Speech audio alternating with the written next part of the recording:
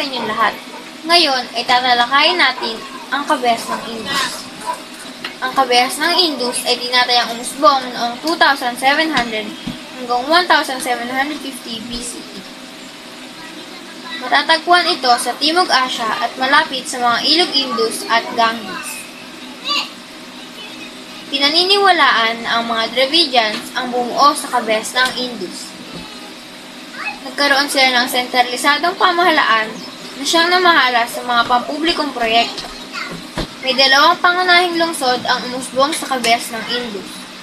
Ito ang Mohenjo-daro at Harappa. Planado ang mga lungsod na ito at organisado.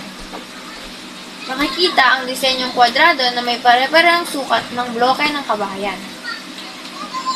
Mayroong isa o higit pang banyo o palikuran na nakakonekta sa sentralisadong sistema ng kanal o drainage system sa ilalim ng lupa.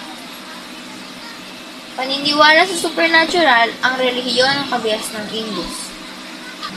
Ang kanilang lipunan ay pinamumunuan ng mga haring-pari na may mataas na antas sa lipunan na sinusundan ng mga opisyal ng pamahalaan, mga ngalakal, artisano, at mga magsasaka.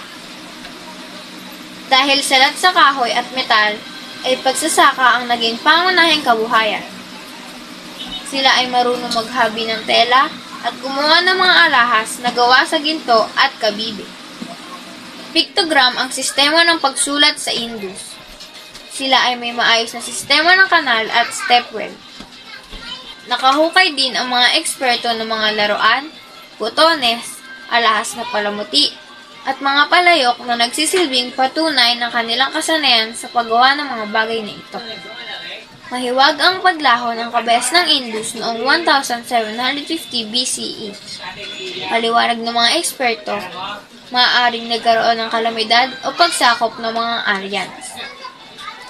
Walang matibay na ebidensya ang maipapakita para sa mga paliwanag na ito. Sa paglipas ng panahon, ay unti-unting nawaglit sa alaala at nawala sa kasaysayan ang kabihas ng Indus.